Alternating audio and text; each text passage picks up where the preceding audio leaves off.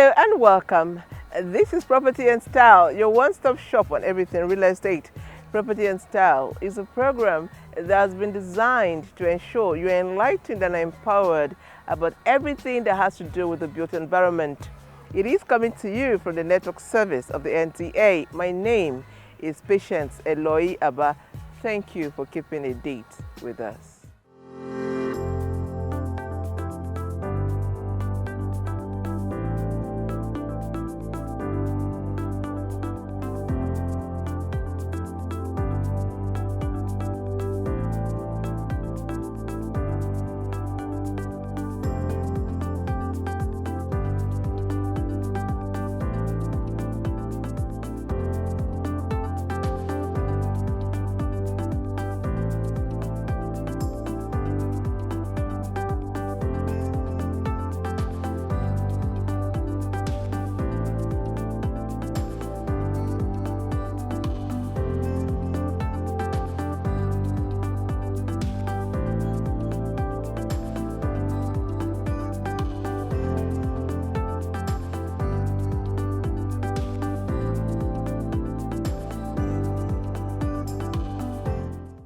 If you're just joining us, it is Property and Style coming to you from the network service of the NTA. Today on our program, we'll be taking a look at a very sad occurrence in the housing sector. It has become so frequent that each time it happens, a lot of lives are lost, and I'm talking about building collapse. Most times, professionals will blame it on quackery and so many other factors. But what can we do as a nation to stop this colossal loss? Because it comes with a lot of losses, especially the loss of lives. We'll be talking to some professionals and we'll bring in a whole lot more to you. Stay with us. Question of the day.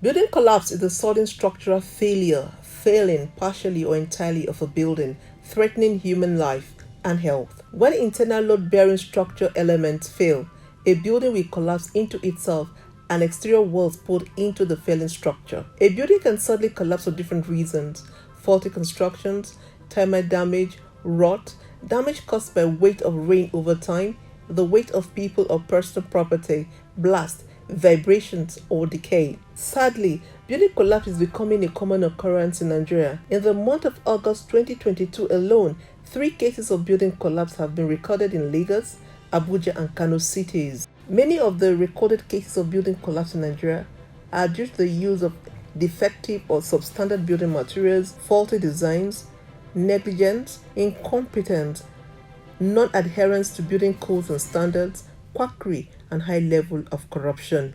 Over the years, people have lost their life as a result of building collapse in Nigeria. This could have been avoided if proper regulation of the building industry, prosecution, and the stop of use of non-professionals, quacks, in the building and construction industries. Some of the effects of building collapse include loss of lives and property, huge sums of capital, reputation, integrity, and psychological trauma. There are so many ways of preventing building collapse. Top among them is engaging the right professionals and the use of standard building materials.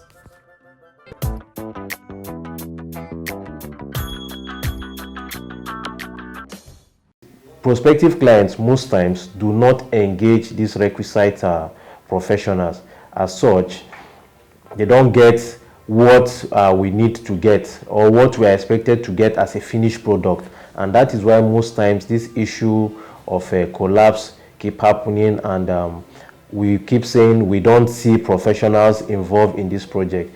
Truth is that every professional is registered with a regulatory body, and so you must verify the current practice license of whichever professional he or she claim to be. If somebody tells you he's an architect, he should be registered with the Architect Registration Council. If somebody tells you he's a builder, he should be registered with the Council of Registered Builders of Nigeria. vice versa. And so if somebody cannot guarantee you by providing his practice license, it therefore means that that person cannot be accounted for. And so if those kind of people cannot be accounted for, how do you now claim they are professionals? That is where these issues come from. Because most time when these issues happen, building collapse or all these accidents, when you go back to trace back, you discover that they are not registered professionals. They are people that are just moving freelance and they get jobs to do. At times, they are not even members of the built environment entirely.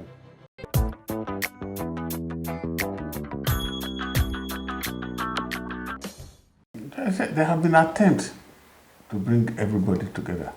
But among us, you must have some greedy one. You understand, want to corner everything for yourself.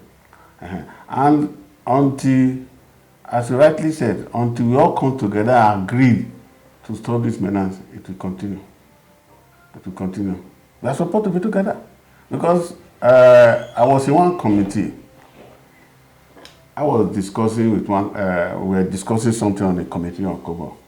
And I called our registrar. I said, registrar, I said, as a student, all of us, in our first year, we do physics, math, chemistry, or geography. It was from the SBA, we now move to the department. Then you go to electrical engineering, mechanical, building, architecture. And the process of our coming up, we have common classes, we have common activities together. And now ask, why is it that when we graduate, we start fighting at each other? Why is this so? Because in ABU, I attend lecture with civil engineers, with quantity surveyor, with architects, even with mechanical engineer, electrical engineer, because there are some common courses, because it has to do with building. Why are we now fighting? You know what he told me? He said they have discussed it. They have a council of registered, of professional register, all the registrars, they have a meeting. He said, yes, they discussed several times. He said what they discover is that is the infighting and the intrigue in the civil service they are bringing to the profession. When I say, hey, bring it to the profession. Because outside, actually, if you want a good product, you don't bother about whether it's an architect or an engineer. You get the right thing, they work. We all work together outside. And if you observe, government is enforcing quality. If you see all these buildings that are collapsing, they are not government projects. Because for government projects, you have to follow the process of design, tender, and design, documentation, tender opening, tender analysis, call for tender analysis before it's awarded. So with the BPP Act of 2007, you cannot handle a project you are not competent. The law permits you, and the BPP Act, they are supposed to maintain registers of all professionals in the construction industry. And the problem we have that most of this applies to federal government projects, and a collaborative project with the federal government has about 33%. But the states is not binding on them. Then the private sector is not, they are not implementing it. But that is why we have each agency now, each regulatory body now, are having a monitoring unit to follow it up and see that the right thing is done. Now you go to a site and find out who are the professionals there, where are the drawings, who is implementing the project, why is this person not there, why is this product not there, why is the drawing not complete. With Cobon, we have started now, but we'll be planning it. We are commencing now. Abuja chapter is ready now. We have 10 volunteers that are to go. Our first year, we want to do advocacy. That is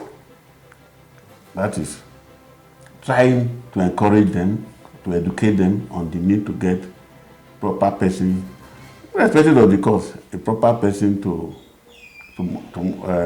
implement to execute your project. Then after certain time, because the act permits prosecution. So for the first 1.5 years, we are going to go advocacy and sensitize people, but after that, we shall start prosecuting.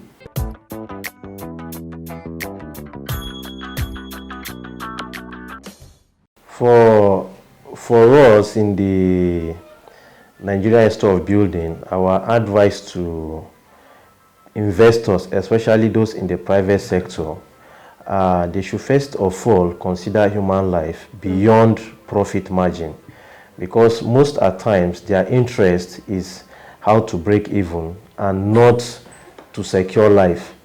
And most times you discover that they end up losing the entire investment, being the fact that, one, they don't want to pay the right professionals to give them value for their money. And so because of this, they engage quacks and people that probably do not have anything to do with the industry professionally. And so for us, our advice to them is they should endeavor at all time to engage registered professionals, people with requisite experience in every aspect of their building projects. And so by so doing, we are going to cut down this challenge of building collapse. But if we have this continuously, then the loss of lives will continue. The reason is not far-fetched. We have, by way of conception, if you choose to neglect those that will handle this project rightly, it means you have planned to kill people in future, maybe in the course of construction or post-construction when the building is under occupancy. This can happen.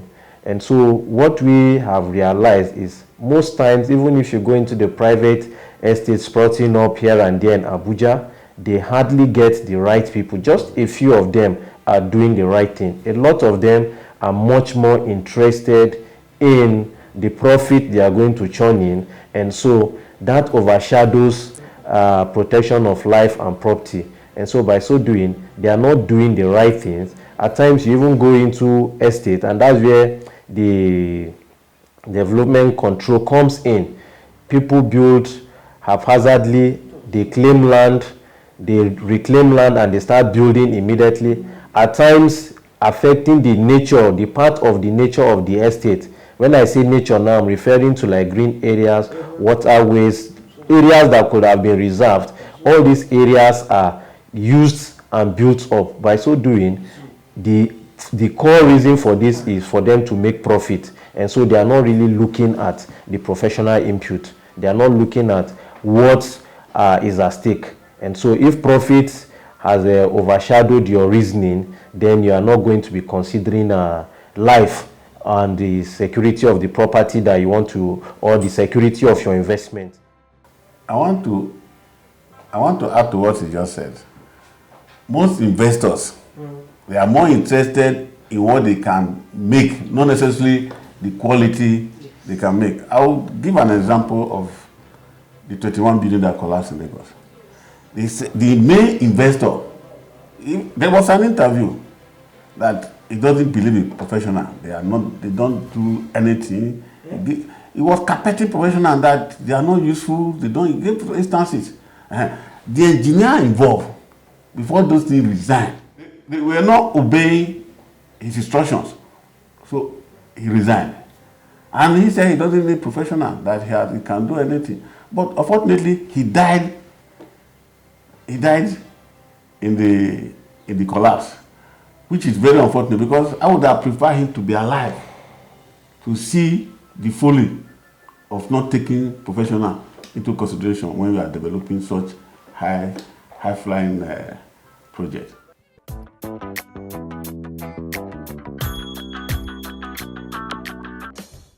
For us, what we will say is, if anybody, be it government, individual, or private investors, we encourage them to build right and build safe.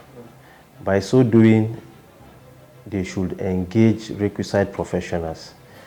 Builders, by the act enacting a council of registered builders, are saddled with the responsibility of building, production, and all its ramifications. So that act has given so much responsibilities to the builders. So the builders also that we have we are using this medium also to talk to ourselves, because we keep doing retraining. And just like you said, just last week I finished a training in collaboration with architects and the various service engineers. All of this is to make sure that what we are doing at the design stage, we get it right. And that is the collaboration we're talking of. Without that synergy, the quacks will come in and they keep giving us bad name. And most times when this thing happens, the thing you hear people say that the builder that built that house, but they are not checking that there's a profession also called builder. Somebody is called a builder as a profession, a professional that has been trained, who answers the name builder. And so when people use the generic, the builders that builds, or the builder that built this house didn't do it rightly, they are not looking at it that probably they are making reference to somebody who is not a professional. And so these things in a way is an embarrassment to us in the industry, because most times when they happen, we are not involved. However, we bear the brunt, because your friends and your colleagues who are in other professions will come and ask you that what is this issue of building collapse all the time. And so we feel pained about it. And we also encourage our colleagues who are in the various control agencies, they should do what is expected of them when they go out for monitoring also, because to an extent they have the power to sanction, and so they should do that and do it with all sincerity. Thank you. Are you a landlord, a tenant, or an agent? Are you a real estate developer or interested in housing investments? Then this is the right platform designed specially for you to promote your business and services.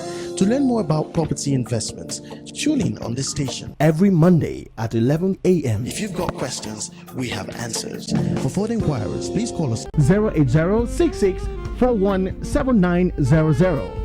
or you can send us an email at propertyandstyle@gmail.com or visit our website at www.ntaproperties.com.ng. Property and Style, the future is now.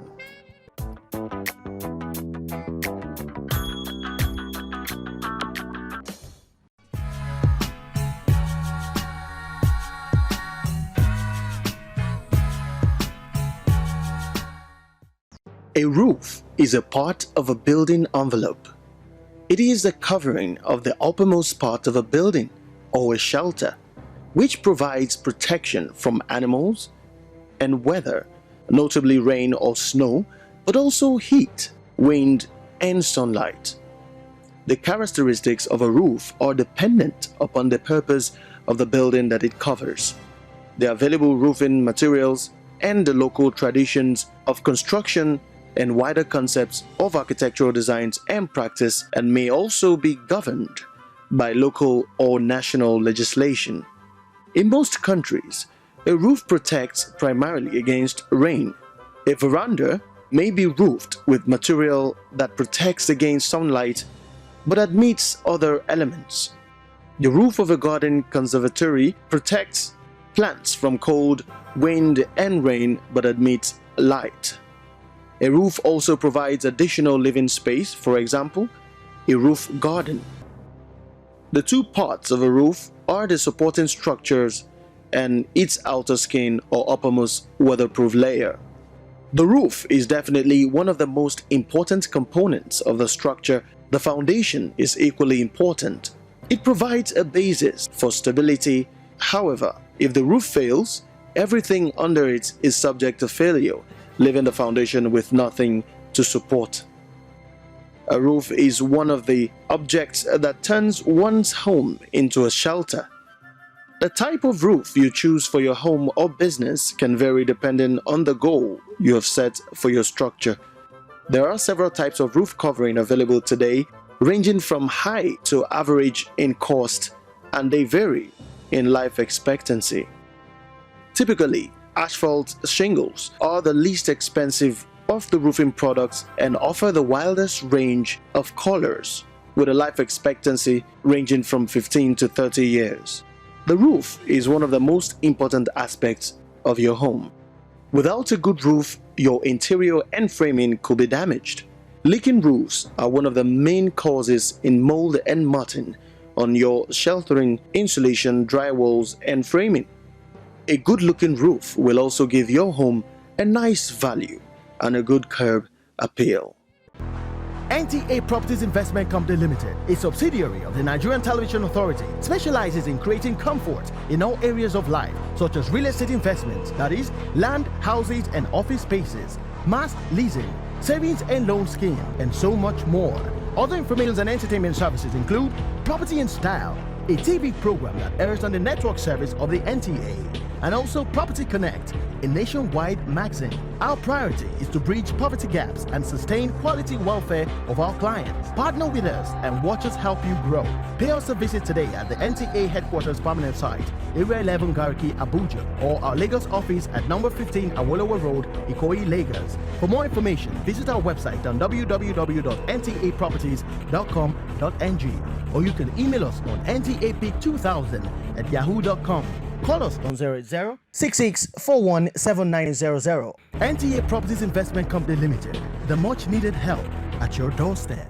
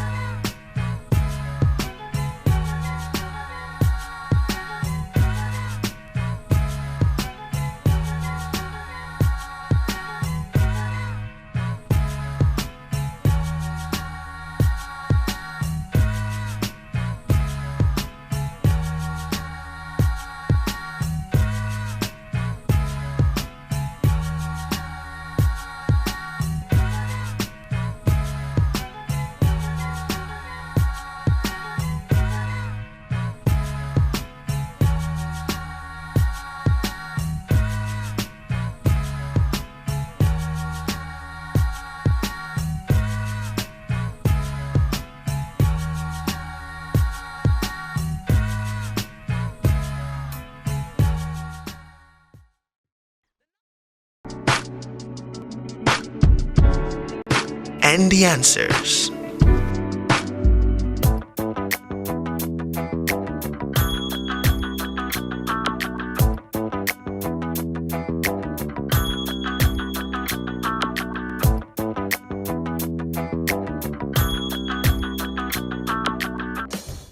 We've come to the end of today's episode of Property and Style, and like we've heard today, building collapse is an occurrence that we should ensure never happens in our country ever again. Please engage the right professionals. Do your soil test. Use the right standard and specification of building materials. Let's do due diligence. And if anybody does not, punitive measures should be taken against such persons. Because building collapse takes away precious lives of precious Nigerians. And it's our prayers that it never happens again. Until we come your way next week, goodbye and God bless.